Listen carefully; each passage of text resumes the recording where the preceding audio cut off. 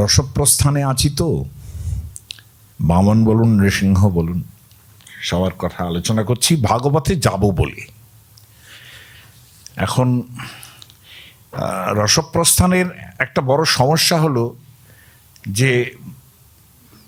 যে কোনো রসিকই ভয়ঙ্কর রকমের অপ্রসঙ্গে কথা বলে, তারা প্রসঙ্গেই থাকতে পারে না। এটা হচ্ছে রসপ্রস্থানের বড় সমস্যা। কেন বলছি দেখুন, কেবল মনে হলো যে আমাদের সংস্কৃত সাহিত্যে, শ্লোকটা মনে পড়বে কিনা জানি না, সংস্কৃত সাহিত্যে বিচিত্র রকমের বন্দনা শ্লোক হয়। মানে আমরা যে বন্দনা করছি ভগবানকে, তার বিচিত্র রকমের শ্লোক হয়। এবং মহাকবি যারা, তারা ভগবানের, সে শিব হন, দুর্গা হন, কৃষ্ণ হন, যিনি হন, তারা একটা ক্যারেক্টারিস্টিক নিয়ে বলবেন যে এইটা তোমাদের রক্ষা করুন, তাই না?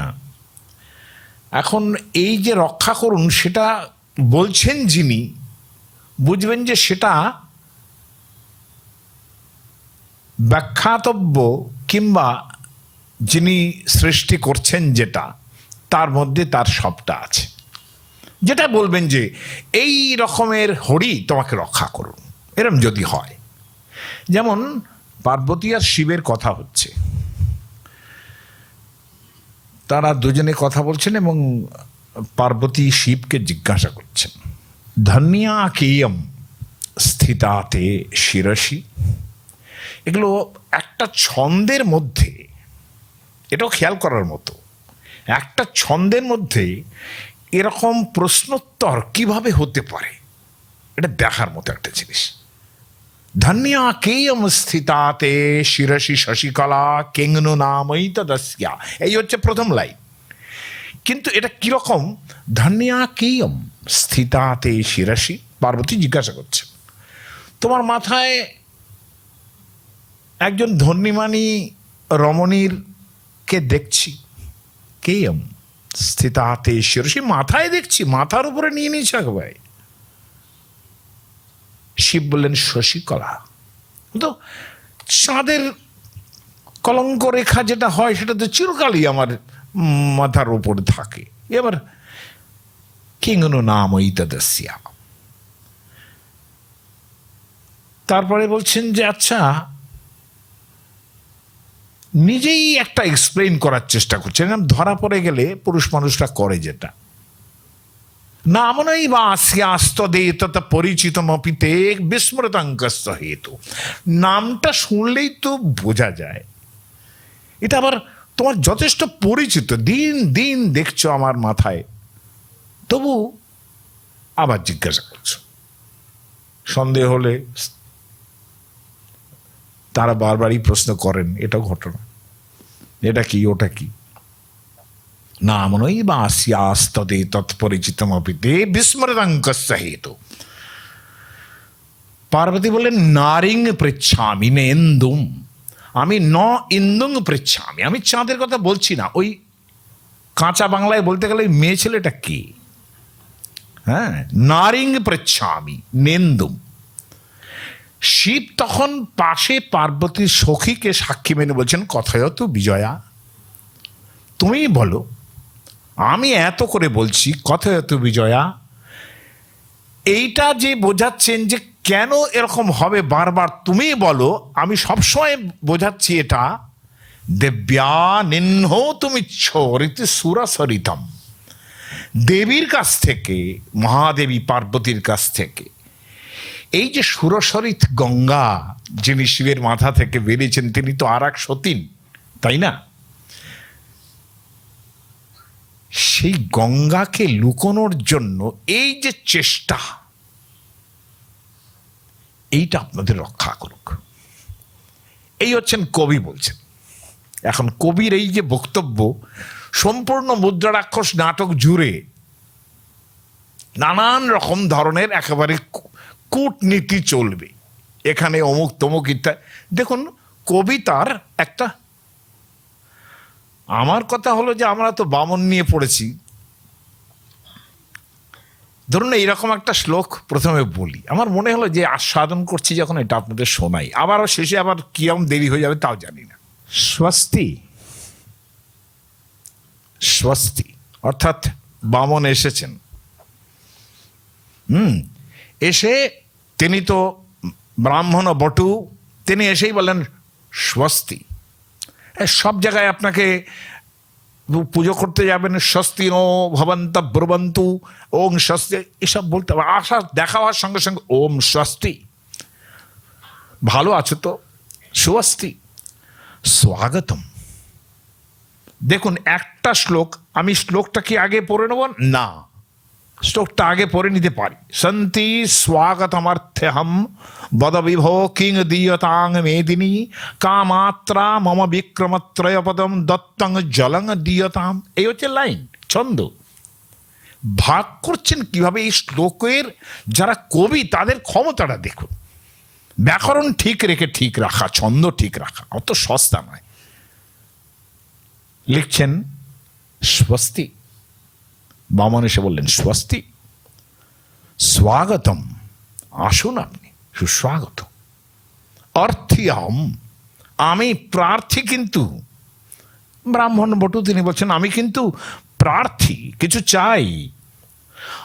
বদ বিভো কিং দীয়তাম, ব্রাহ্মণকে ভগবান বলেও সম্বোধন করতেন লোকেরা সেকালের দিনে, সেই রকম ব্রাহ্মণ তারা। অতএব তিনি বলেন বদ বিভো, তাহলে বলুন মহারাজ কিং দীয়তাম, কি দেব? বটু বললেন মেদিনী। একটা লাইন হলো এতক্ষণে, স্বস্তি স্বাগতমর্থ্যহং বদ বিভো কিং দীয়তাং মেদিনী, তাই না? এই তো লাইন, মেদিনী। কামাত্রা, কতটুকু দেব সেটা বলুন। ব্রাহ্মণ বটু বললেন মম বিক্রমত্রয়পদম।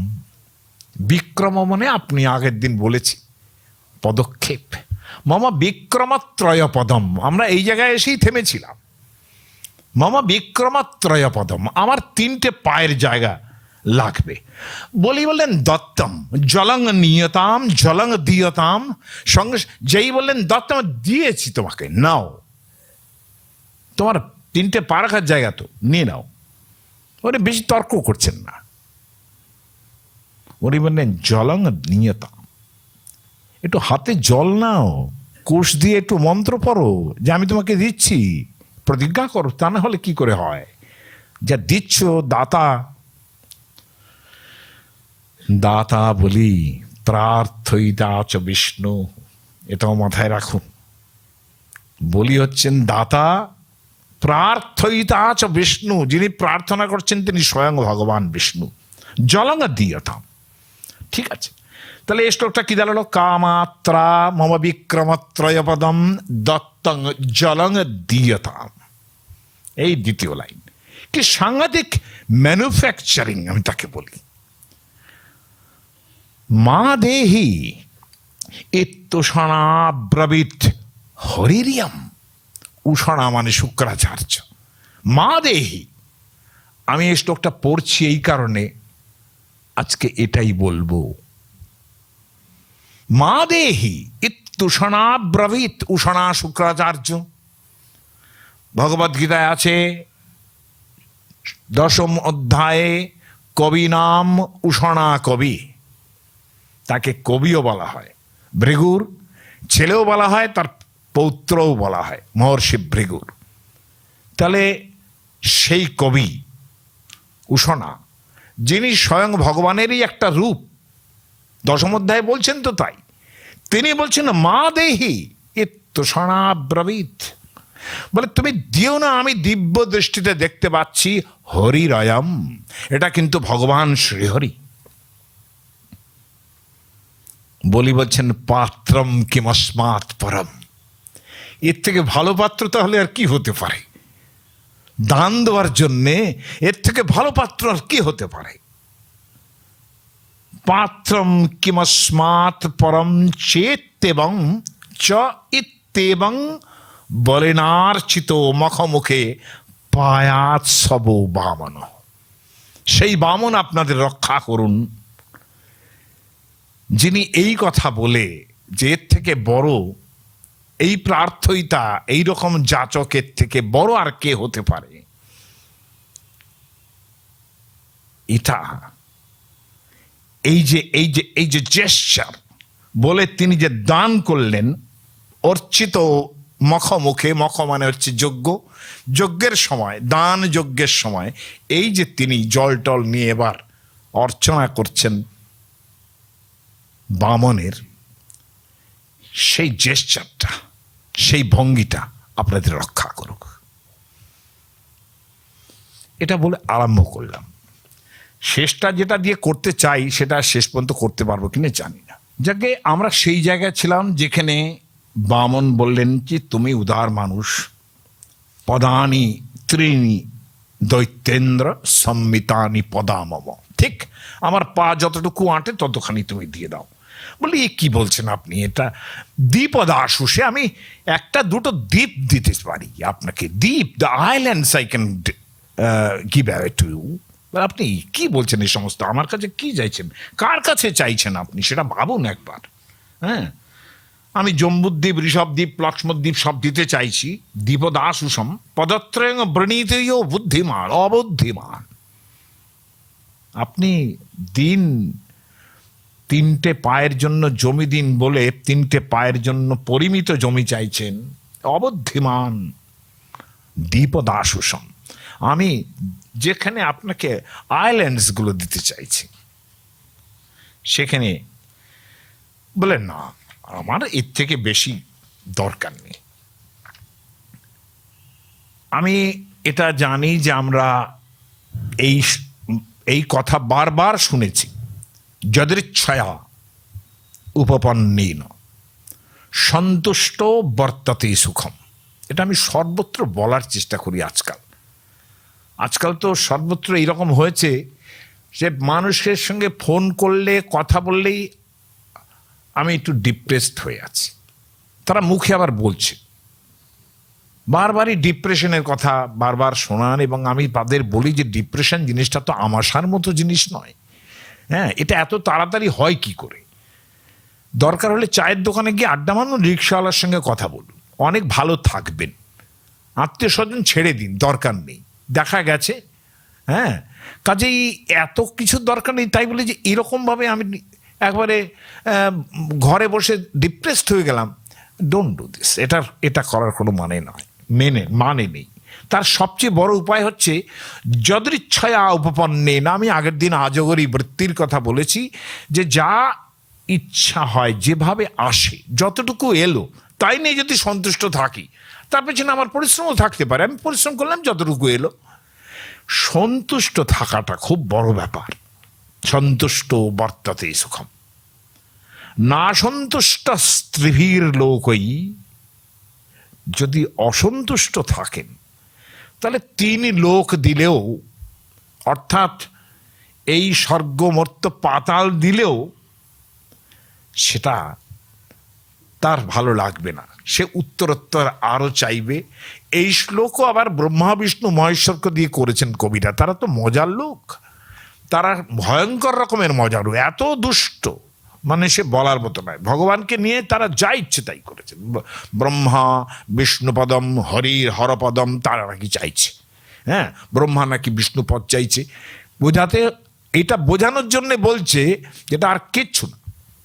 এটা হচ্ছে মানুষ যেরকম করে সেইটার একটা রূপক উপমা দেওয়ার চেষ্টা করেন ওখান থেকে, যে ব্রহ্মাও বোধহয় বিষ্ণুর পদ চায়, বিষ্ণু বোধহয় হরির পদ চায়। হ্যাঁ, ব্রহ্মা বিষ্ণুপদম হরির হরপদম, তিনি বোধহয় হর অর্থাৎ সংহার করতে চান। মাঝে মাঝে সংহার করতে ইচ্ছে করে তাদের, সংহার করতে পারেন না, মহাপ্রলয় তো শিবের ওপর ভার।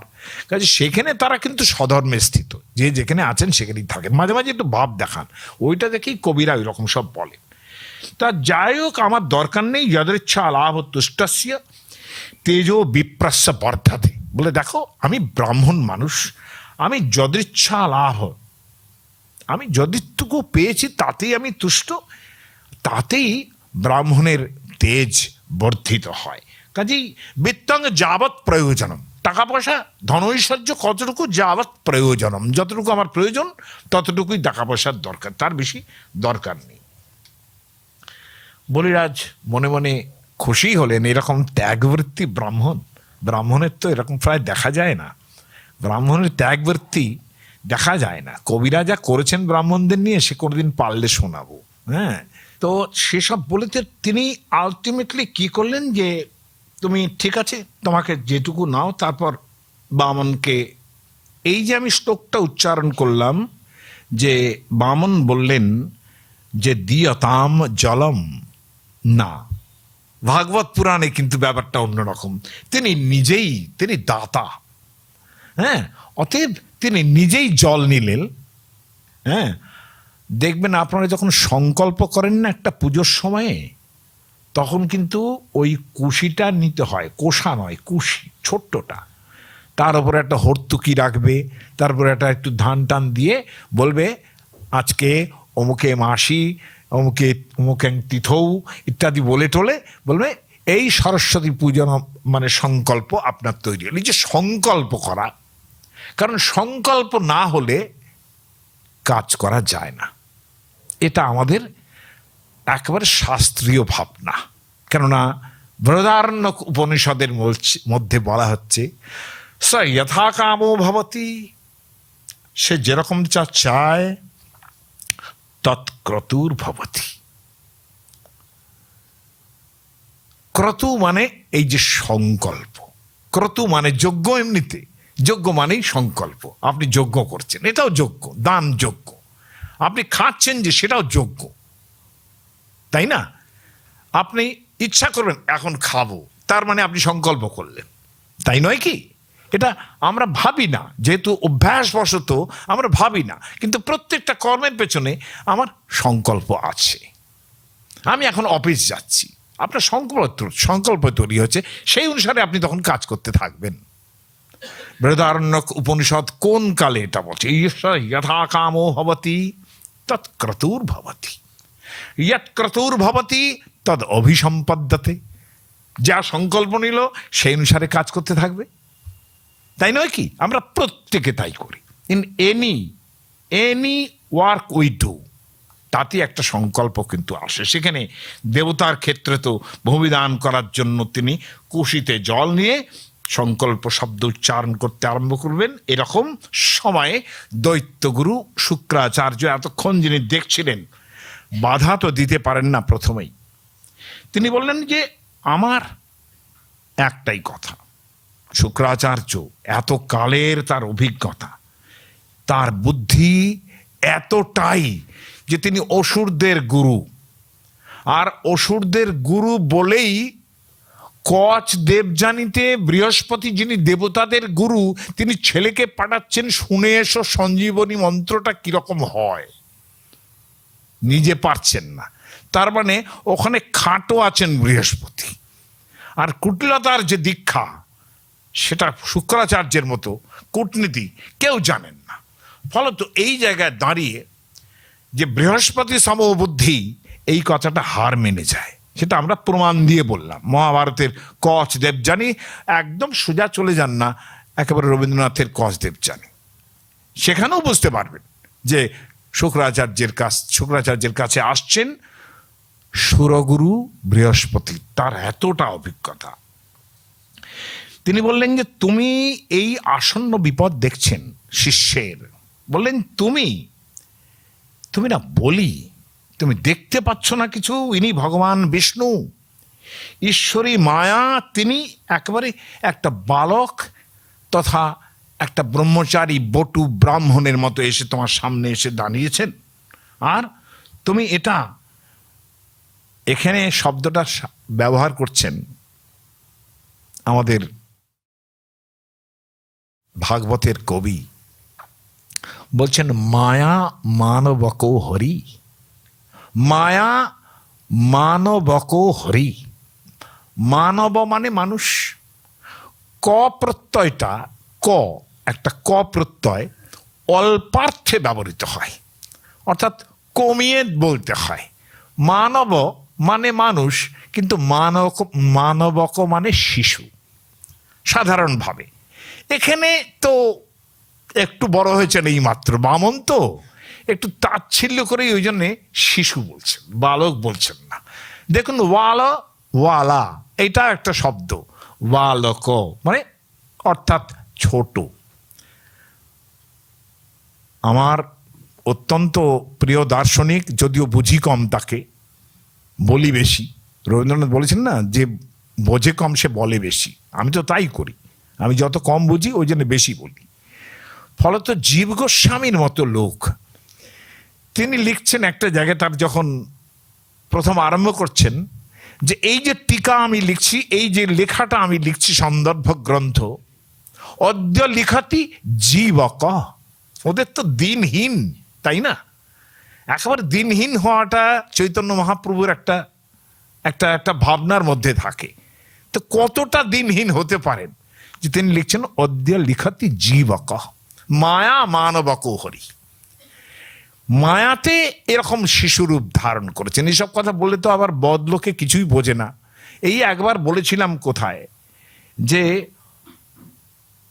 গূঢ় কপট পুরুষ, এই বলেছিলাম যে ভগবান তিনি কৃষ্ণ, তিনি গূঢ় কপট মানুষ। আর সব আমাকে গালাগাল দিতে আরম্ভ করলো, ইউটিউবে গালাগাল দিতে আরম্ভ করলো। হ্যাঁ, কত জানেন আপনি একটু ভগবানকে কুটিল বলছেন? আরে তুই পুরোটা দেখ, পুরোটা পড়, শোন, তারপরে কথা বল।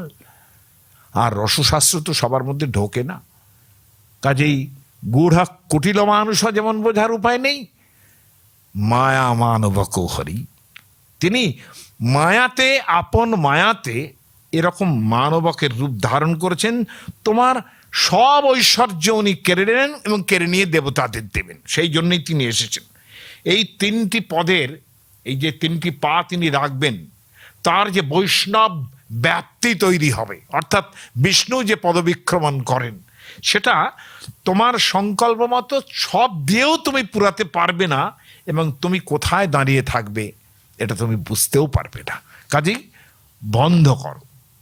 এখন এই প্রশ্নটা উঠবেই যে বামন ত্রিপাদ ভূমি চেয়েছেন, তার সংকল্প গ্রহণ করেছেন বলি, এবং শুক্রাচার্য এটা বোঝালেন বলিকে, দেখো এমন দান যদি করো যাতে তোমার জীবন জীবিকা বৃত্তি সমস্ত চলে যাবে, তেমন দানের কোনো প্রশংসা শাস্ত্রাদিতে করেনি।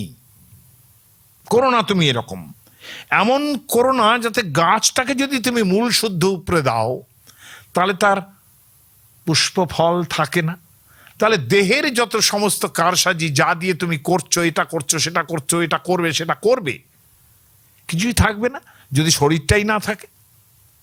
কাজে মূল শুদ্ধ উপরে পেলে এটা হবে না। ভাগবত পুরাণ এখানে অসামান্য দুটো লাইন বলছেন, এবং এই লাইনটা আমার খুব পছন্দ হয়, কারণ আমি তো লোকে বারবার বলি যে আমি তো খুব ভদ্রলোক রই, দুষ্ট লোক। হ্যাঁ, যেখানে এসব দুষ্টমির কথা থাকে আমার বেশ পছন্দ হয়। তিনি বলছেন যে দেখুন, এই যে মিথ্যে বলি না, জীবনটা মিথ্যা, মিথ্যা মায়া, কিছুই নেই, সবই শেষ হয়ে যাবে একদিন, অতএব যাও বেরিয়ে পড়ো। আরে বেরিয়ে পড়লে তুই রসের আস্বাদনটা কোথার থেকে পাবি, তাই না? তোর সংসারের মধ্যেই তোর সমস্ত রসের আস্বাদন আছে। তুই যে ঝগড়া করছিস ওর সঙ্গে, সেটাও রসের আস্বাদন করছিস, এটা বুঝতে হবে। এখন শরীরটা যদি ধ্বংস হয়ে যায়, এখানে একটা খুব বড় কথা আছে। ভাগবত পুরাণ এই যে কথাটা বলছেন না, যে দেখো একটা জিনিস মাথায় রাখো, এখানে এই মিথ্যাটারও একটা মূল্য আছে। এই দেহরূপ যে শরীর, যে শরীরটা তুমি দেখছো, শরীরটা একটা মিথ্যা যদি হয়ও, সেই মিথ্যার একটা মূল্য আছে।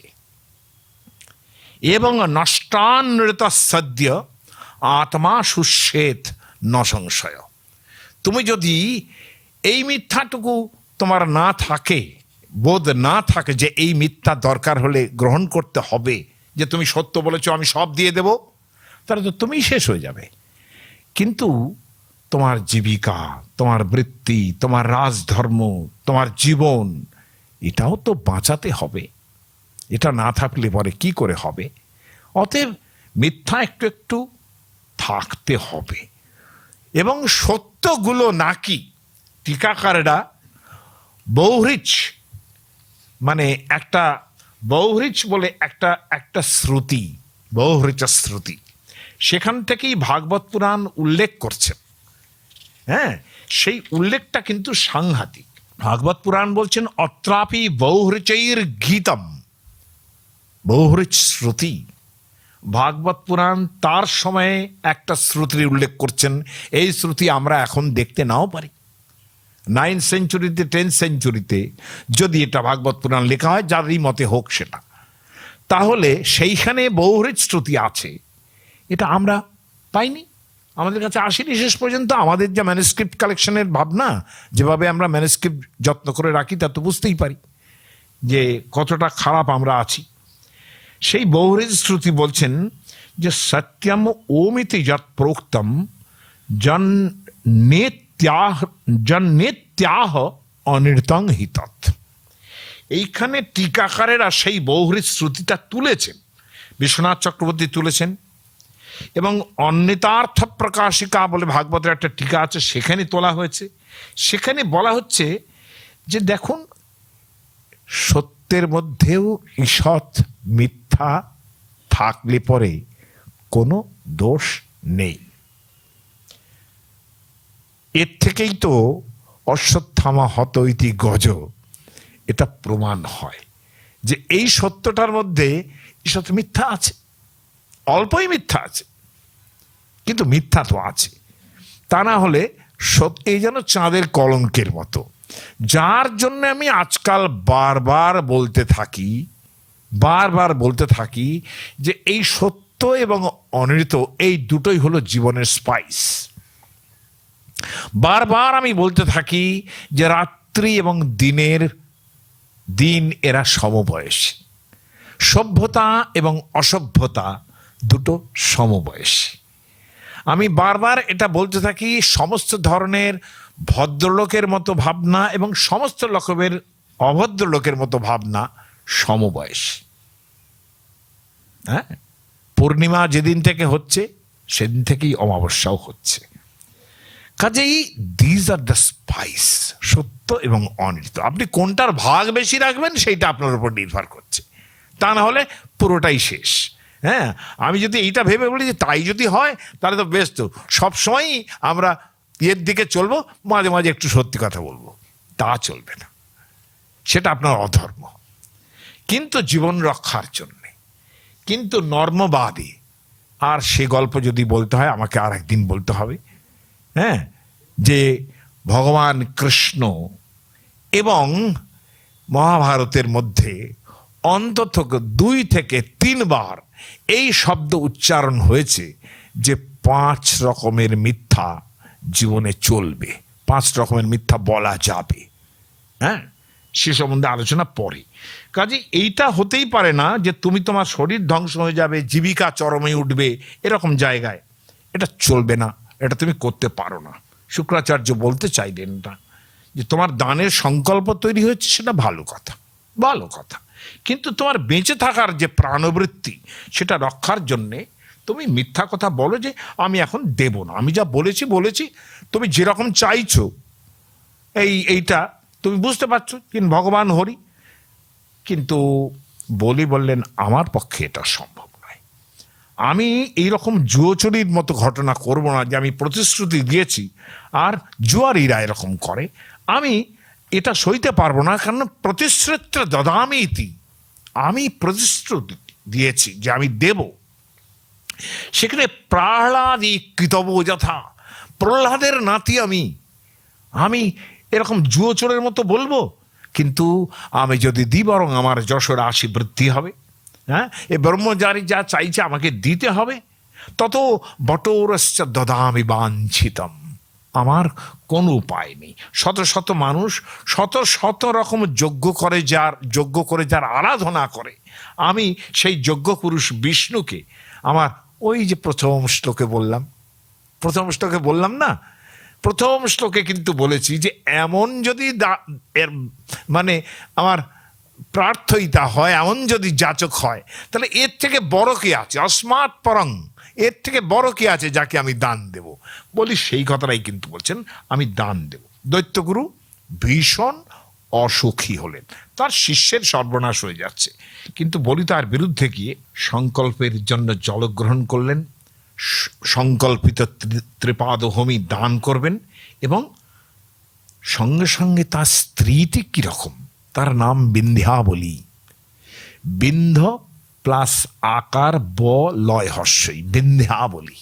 আমি মাধব মহারাজের কাছে শুনতাম এটা, বলতেন বিন্ধ্যাবলী, নিজেই বলছেন বিন্ধ্যাবলী তুমি নিয়ে এসো জল। তিনি জল নিয়ে এসছেন, সোনার কলসে জল দিয়ে সেই ব্রাহ্মণ বটুর পা ধুইয়ে দিলেন, এবং পরম শ্রদ্ধায় তার চরণস্পৃষ্ট জল ধারণ করলেন মাথায়। কেন আমার মহাকবি, আমার কাছে মহাকবি বটে, যে ছলয়সী বিক্রমণে বলিম অদ্ভুত বামন, পদনখা নীরাজনিত জন পাবন। যার পায়ের নখ থেকে গঙ্গা বেরোচ্ছেন, সেই বিষ্ণু পাদাক্রান্তা যে গঙ্গা, সেই জল তিনি মাথায় নিলেন। স্বর্গ থেকে দেবতারা পুষ্পবৃষ্টি করলেন, কারণ স্বর্গের তো মহানন্দ, বলেই স্বর্গচ্যুত করেছেন দেবতাদের, তারা আবার জমি পাবেন। সহস্র দন্দেবী বেজে উঠল, প্রশংসায় গান নাচ আরম্ভ করলো, একেবারে যা হয় কনভেনশনালি। অপ্সরা মানে নাচয়ে গান গা হয়ে গন্ধর্ব, এ তো আমরা কাশিরাম দাস কতবার পড়েছি। হ্যাঁ, তাহলে এই তদ বামন রূপম অবর্ধতাদ্ভুতম আরম্ভ করলেন। এবার বামন তার পদবিক্রমণ একটার পর একটা। হ্যাঁ, তদ বামন রূপম অবর্ধতাদ্ভুতম, রূপম অবর্ধত, তিনি রূপটাকে বাড়াতে আরম্ভ করলেন।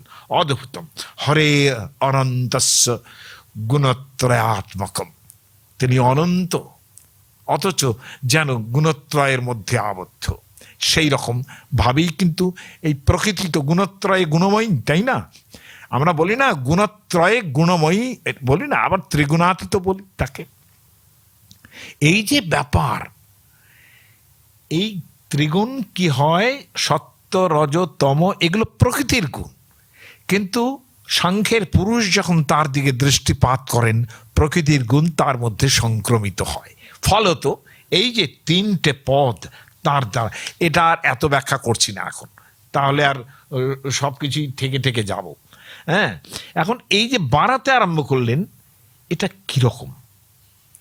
এটা বাড়ানোটা, আপনি এটা ভাবুন যে যেভাবে বিশ্বরূপ দর্শন করেছিলেন, হ্যাঁ, যে বিশ্বরূপ অর্জুন দেখেছিলেন, সেটা কিরকম ছিল? ভয় পাচ্ছিলেন তো অর্জুন। দৃष्ट्वा লোক প্রব্যথিতস্তথাহম। অর্জুন প্রথমে বলছেন যে আমি ভয় পাচ্ছি, কিন্তু প্রথমে স্বীকার করছে না। দৃष्ट्वा লোকা প্রব্যথিতা, এই সমস্ত লোকজন, অর্থাৎ এই তিন ভুবন গড়ও ভয় পাচ্ছে, তথা অহম, আমিও ভয় পাচ্ছি একটু। তারপরে বলছেন কিন্তু যে না, আমি ভয় পাচ্ছি। কতক্ষণ আর জারি জুড়ি চলবে? যা দেখছেন সেটাই কিন্তু ইনিও দেখছেন, তাই না? ফলে সেটা ভাগবত পুরাণের বর্ণনায় যে কি হতে পারে সেটা বলবো না। বলবো না মানে সেটা বলতে গেলে আবার সময় যাবে, সময় যাবে। কিন্তু এইটুকু বলি যে ছায়া সুমৃত্যুম হসিতে চ মায়াম, ছায়ার মধ্যে যদি মৃত্যু দেখতে পাই, আর তার হাসির মধ্যে যদি মায়া দেখতে পাই, ভগবান তিনি মায়া মানবক হরি, তার মায়া, এই যে ঈশ্বরীয় হাসি, এই হাসির মধ্যে যে মায়া রয়েছে,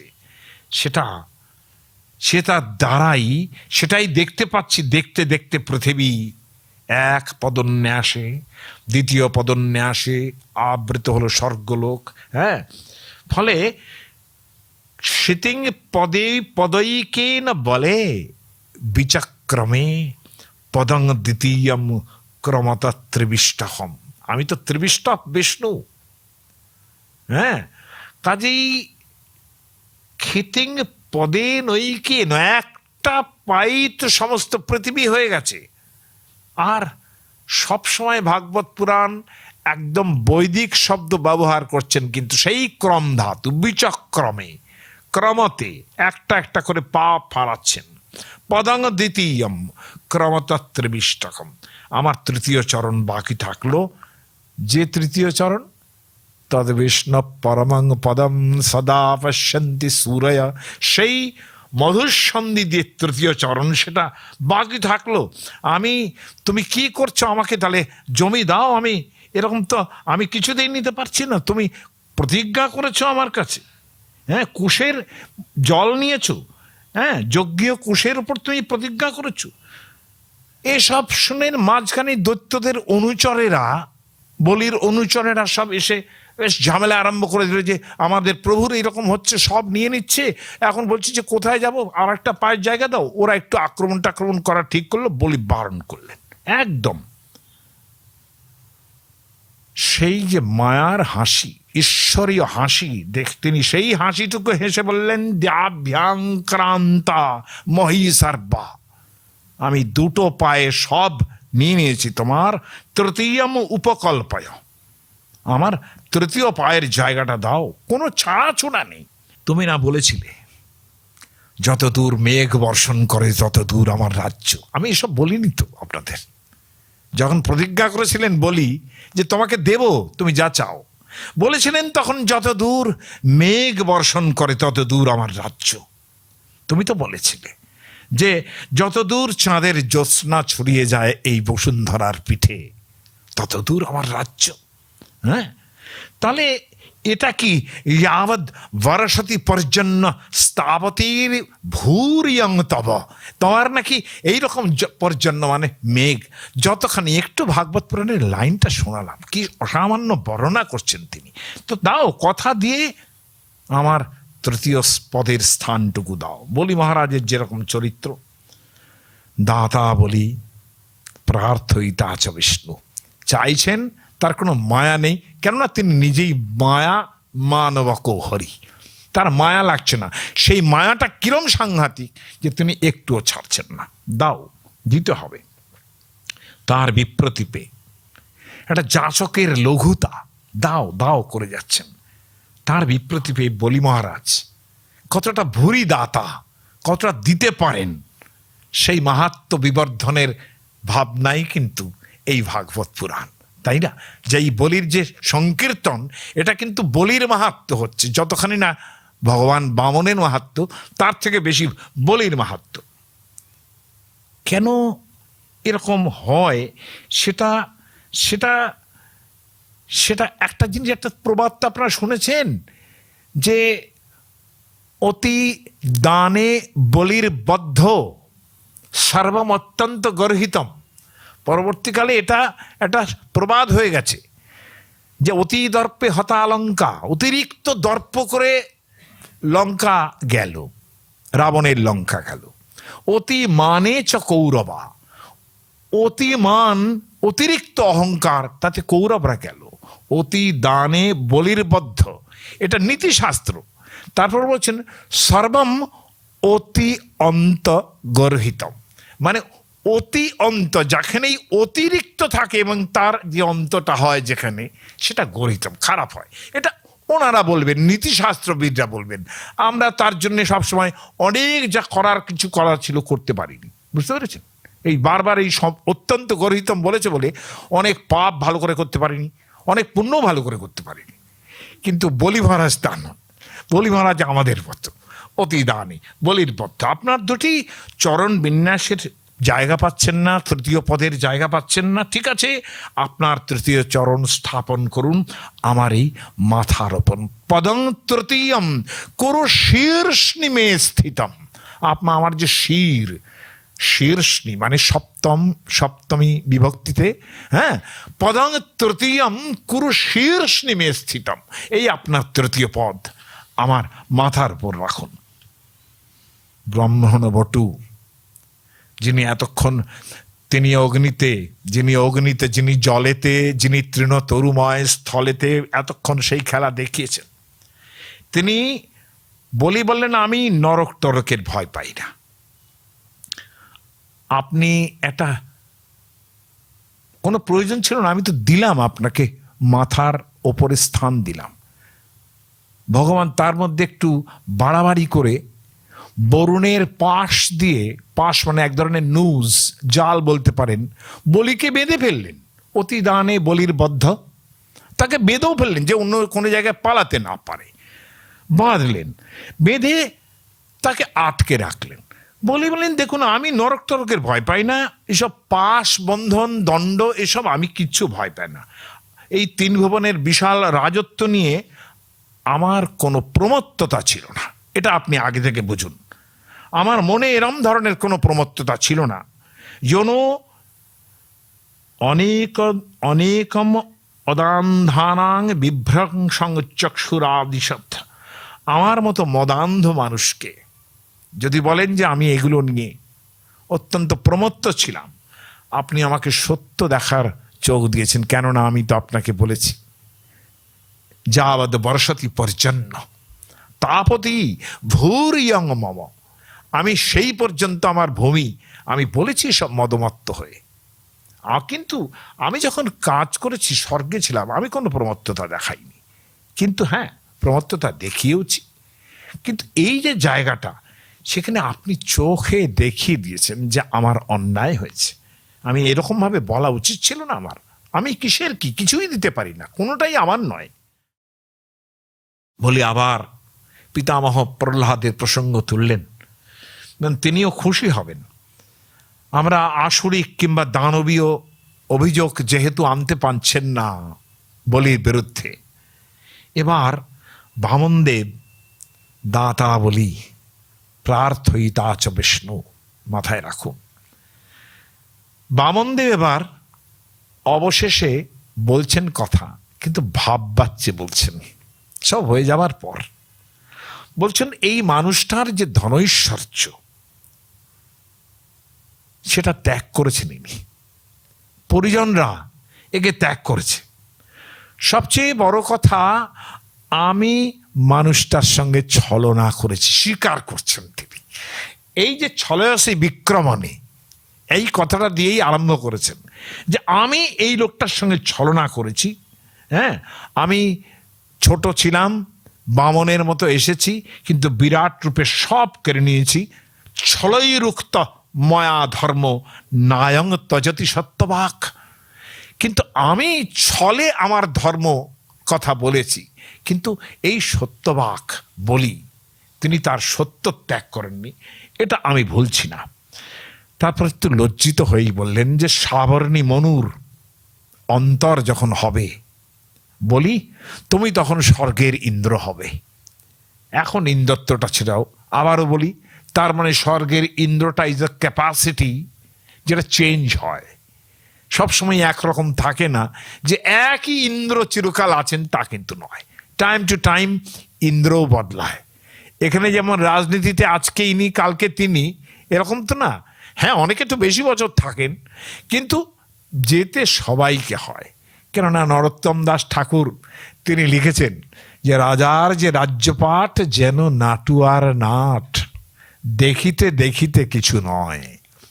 সমস্ত রাজারা, বড় বড় রাজারাও চলে গেছেন, কাজেই যাদের অসহ্য মনে হবে তারাও যাবেন এক সময়, তাই না? ফলত কিন্তু এই জায়গাটা উনি এইভাবে ধরছেন যে আমার এই ইন্দ্রত্ব তুমি এখন হারাবে, কিন্তু ইন্দ্র হবে তুমি, এই একটু ওয়েট করো, সাবর্ণী মনুর সময়টা চলে গেলেই তারপর। আমরা এরকম অদ্ভুত ব্যাপারটা শুনেছি, হয়তো বা বলতেও পারি কখনো অন্যান্য পুরাণ থেকে, যে বলি আজকেই যে ঠকছেন তা কিন্তু নয়, অনেক দিন থেকে ঠকছেন। যে কথাটা তার পিতামহ প্রহ্লাদ পর্যন্ত ভগবতী চণ্ডিকার কাছে অনুযোগ করেছেন দেবী ভাগবতে, যে এটা বহুদিন থেকে ঠক। সমুদ্র মন্থনের সময়ও নাকি এরম তো ঠকানো হয়েছিল দৈত্যদের। দেবতাদের বলেছিলেন যে যাও তোমরা সমুদ্র মন্থন করো, আপাতত অসুর দৈত্যদের সঙ্গে সব ভাব ভালোবাসা করে নাও। ভগবান বিষ্ণু বলেছেন সব, ভাব ভালোবাসা করে নাও, তারপর যখন অমৃত উঠবে আমি বুঝে নেব, তোমাদেরই দেবো, চিন্তা নেই, ওদের দেব না। তো সেই সময় নাকি অমৃত মন্থনের সময় নাকি দেবতারাই বলির কাছে গিয়েই প্রার্থনা করেছিলেন যে দেখুন আমরা অমৃত মন্থন করতে চাই, অমৃত উঠবে, আপনারাও ভাগ পাবেন, আমরাও ভাগ পাবো, আমাদের মধ্যে কোনো গোলমাল নেই, সবটাই ভালো হবে দেখবেন। আর একবার ছল হয়েছিল, সেই ছলের তেমনিই কিন্তু আজকে বামন বলছেন যে তোমার সাবর্ণী মনুর অন্তর হলেই তুমি ইন্দ্রত্ব পাবে, আর তুমি ততদিন সুতলে গিয়ে থাকো।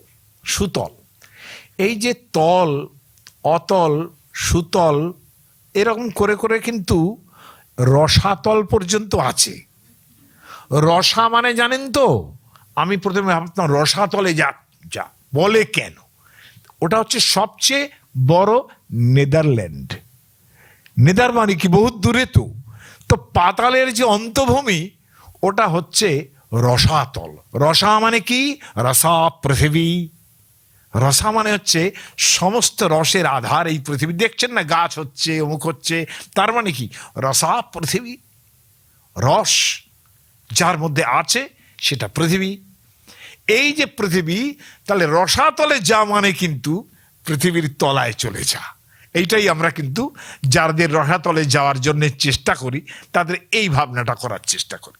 যাই হোক, এই যে জায়গাটা তিনি বললেন যে তুমি সুতলে গিয়ে থাকো, এবার তিনি প্রতিজ্ঞা করছেন যে আমার সুদর্শন চক্র, একটু সময় 5 মিনিট আর নেব, আমার সুদর্শন চক্র তোমাকে সব সময় সুরক্ষা দেবে। সুদর্শন চক্র, হয়তো এই কারণেই তিনি ভগবানের বিভূতি, ভগবানের অস্ত্র বলেও নয়, তাকে ভগবৎ স্বরূপে দেখা হয় সুদর্শন চক্রকে। সেটা বুঝবেন জগন্নাথে যখন এই বলরাম সুভদ্রা ইত্যাদিকে তোলা হয়, তখন সুদর্শন চক্রকে সবার আগে তোলা হয়। রথে ওঠানোর সময় সুদর্শন চক্রকে সবার আগে তোলা হয়, এটা একটা খবর। এখন এই যে সুদর্শন চক্র, তিনি যেখানে থাকবেন সেখানে সুদর্শন চক্র পাহারা দেবে। আর আমি আমার অনুচরদের নিয়ে, বামন কি প্রতিজ্ঞা করছেন, বিষ্ণু কি প্রতিজ্ঞা করছেন, আমার অনুচরদের নিয়ে সবসময় তোমার কাছাকাছি থাকবো। সদা সন্নিহিতং বীর তত্রমাং দ্রক্ষসি ভবান, তোমার কাছাকাছি থাকবো, সন্নিহিত হয়ে থাকবো, এবং সব সময় তুমি আমাকে দেখতে পাবে। তত্রমাং দ্রক্ষসি ভবান। এই মানুষের কি আর স্বর্গের অধিকারের দরকার আছে? হ্যাঁ, যেখানে স্বয়ং প্রভু তাকে সুতলে পাঠিয়ে দিচ্ছেন, এবং এইখানে মর্ত মানুষের ভূমিটা একটা জিনিস বোঝার দরকার, যে একদম যিনি বৈকুণ্ঠ লোকের অধিপতি, তিনি একজনকে পাতালে পাঠাচ্ছেন, সঙ্গে সঙ্গে নিজেও নেমে যাচ্ছেন সেই জায়গাটায়। এটা কি সেই রকমই হলো না? তাই তো তুমি রাজার রাজা হয়ে তুমি তাই এসেছো নিজে। তাহলে বলি না থাকলে এই যে দাস্যরস, যে আমার মাথায় রাখুন আপনার পাটা, আর কোথাও রাখতে হবে না, আমার মাথায় রাখুন, এই দাস্যরসের যে আস্বাদন, এটা কি ভগবান পেতেন কোনোদিন এই বলির মতো একটা লোক না থাকলে? ফলে তাই তো তুমি রাজার রাজা হয়ে তুমি তাই এসেছো নিচে। আমায় নইলে ত্রিভুবনেশ্বর, তোমার প্রেম হতো চেয়েছে। তার মানে বলি ছাড়া বামনের সংবাদ এতটুকু মানায় না। আমি আর যার ভ্রুকুটি মাত্রে সমস্ত জগৎ সংহার হয়ে যায়, সেই লোক সমস্ত সুজন রসিক দেখুন, যার বিশালতার অদ্বৈত ব্যাপ্তি ত্রিভুবন জুড়ে সর্বত্র তিনি আছেন, সেই তিনি সশরীরে বলির সামনে সন্নিহিত হয়ে থাকবেন। একটা অসামান্য কথা বলেছেন আমাদের টিকাকার বিশ্বনাথ চক্রবর্তী। বিশ্বনাথ চক্রবর্তী আর বংশীধর, এই দুইজন ভাগবত পুরাণের সবচেয়ে বড় রসিক টিকাকার। বিশ্বনাথ চক্রবর্তী লিখছেন যে বামনদেবের অবতার মানেটা হচ্ছে দাসত্বের বদলে দাসত্ব। বলিকে তো দাস করলেন, তার বদলে তো তিনিও দাসত্ব করতে যাচ্ছেন। আজকে বলছেন আমি ওখানে থাকবো, তোমার বাড়ি পাহারা দেব, সুদর্শন চক্র তোমার বাড়ি পাহারা দেবে। এই অসামান্য একটা কথা যে যিনি নিরপরাধ, যিনি এই দৈত্যকে বিনা কারণে বরুণের পাশ দিয়ে বদ্ধ করেছেন, আজকে তার আত্মনিবেদনের চমৎকার যেটা সেটা অনুভব করছেন। এই দাসত্বের উপভোগ এমনই যে তিনি এবার বলিরাজের দাসত্ব করে সেটা ফেরত দিচ্ছেন।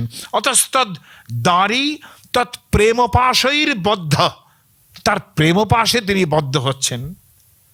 বদ্ধ দাসবৎ, বিশ্বনাথ চক্রবর্তী বলছেন তিনি বদ্ধ করেছিলেন বরুণ পাশে, আর নিজে দাসত্বের পাশে বদ্ধ হয়ে বলির ওখানে থাকতে আরম্ভ করলেন পাতাল গৃহে। আর একটা কথা বলে আমি শেষ করে দেব, একটা না দুটো কথা বলব, কারণ আজকে অবতারের পর আমি রাম অবতার নিয়ে কোনো আলোচনা করব না। 10 অবতারের এই 5টা অবতারই শেষ করলাম। কেন? রাম অবতার, পরশুরাম অবতার, পরশুরামকে আমরা একটু অবতার বলতে সমস্যাই হয়, যাই হোক নক্ষত্র খুব। রাম অবতার নিয়ে তো বলতে গেলে শেষ হবে না, তাহলে আর ভাগবত পুরাণে কবে ঢুকবো? হ্যাঁ, কারণ তাহলে তো পুরো রামায়ণ বলতে হয়, তাই না? রাম অবতারের কথা বলতে গেলে সে একটা মহা সমস্যা। বলরাম, তাকেও নিয়েও বা কি করব, সময়ে কথায় কথায় এসেই যাবে বলরামের কথা, তাই না? তাহলে রাম, বলরাম, পরশুরাম বাদ দিলাম। আর কলি আর বুদ্ধ নিয়ে কি আমার আলোচনা করার আছে? কলি নিয়ে তো কোনো আলোচনা করাই নেই, কল্কি কোনো আলোচনা করার নিয়ে ওরকম অবতার হয় কিংবা হবে না আমি জানি না। হ্যাঁ, কিন্তু বুদ্ধকে নিয়েও আমার আলোচনার বেশি কিছু নেই ভাগবতের আসলে। শুধু অতএব এইটা দিয়ে শেষ করি যে ওই যে প্রথমে একটা শ্লোক পড়েছিলাম যে স্বামী সন ভুবনত্রয়স্য বিকৃতিম নীতোসি কিং যাচ্চয়া। কবি বলছেন সমস্ত ত্রিভুবনের অধিপতি যিনি, তিনি একটা বৈকারিক জগতে প্রবেশ করছেন। অর্থাৎ এই পৃথিবী চাই, অমুক চাই, তমুক চাই, এগুলো তো বিকার।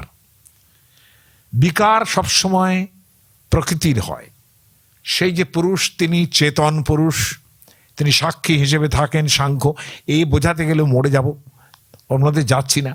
কিন্তু এটা বলছি বিকার বোঝেন তো, আমি আগেও বলেছি এটা, যেটা ধরুন হার কেউর অঙ্গদ সোনার বিকার। হ্যাঁ, যথা সৌম্য একেনৈব মৃৎপিণ্ডেন সর্বমিদং মৃন্ময়ং বিজিনাতং ভবতি বাচারম্ভনং বিকারো নামধেয়ম মৃত্তিকেত্যেব সত্যম। আমি এইসব আলোচনা আগে করেওছি যে বৈকারিক জগৎ। আমার এটা বক্তব্য নয়, আমার বক্তব্য হচ্ছে দানং শ্রেষ্ঠতমায় তুভ্যম অতুলম। বলি বলছেন যে আমি তোমাকে যে দান দিলাম, এই অতুলনীয় দান যে দিলাম, সেটা এই জন্য দিলাম বন্ধায় ন মুক্তয়ে, আমি বদ্ধ হওয়ার জন্যই রয়েছি তোমার কাছে, মুক্তির প্রার্থনা আমি করছি না। আমাদের বৈষ্ণব ভাবনায় ভক্তকে মুক্তি দিতে চাইলো বলে জীবনে নেব না। হ্যাঁ, কেন মুক্তি চাই না? কারণ মুক্তি চাইলে হয় তার সঙ্গে একাকার হয়ে যাব। মাগো নির্বাণে কি আছে ফল, জলেতে মিশায় জল। চিনি হওয়া ভালো নয় মন, চিনি খেতে ভালোবাসি। তাহলে চিনির আস্বাদনের মধ্যে মাধুর্য, চিনি হয়ে যাওয়ার মধ্যে কোনো মাধুর্য নেই। ফলত বলি বলছেন দানং শ্রেষ্ঠতমায় তুভ্যম অতুলম। আমি মুক্তি চাই না, আমি বন্ধনের জন্য চাইছি। তার মানে এই পৃথিবীতে আমরা যে সবসময় মাঝে মাঝে উদার হয়ে বেশ একটা বলি এই পৃথিবীতে কিসের কি মূল্য। হ্যাঁ, এই যে বলেন না, রবীন্দ্রনাথও বলেননি? হ্যাঁ, যে শঙ্করাচার্যকে বারবার তিনি বলেছেন যে শঙ্করাচার্যের মোহের মুদ্গর মারিয়া ঠিক করিয়া দিয়াছেন। হ্যাঁ, মোহের মুদ্গর বলে সেগুলোরও তো প্রয়োজন আছে। ওই যে বললেন মিথ্যার তো প্রয়োজন আছে, তাই না? কাজেই এটার মধ্যেই রসাস্বাদন। কাজে সেইটা না হলে পরে কি করে হবে? এবং সেটা এরকম জায়গায় এসে দাঁড়িয়েছে যে কবি যারা চটুল, বদমাস, দুষ্ট আমার মতো লোক, তারা কিরকম কবিতা লিখেছে, এটা কিন্তু এই ভাগবত পুরাণের আসলে পাঠ্য ছিল না।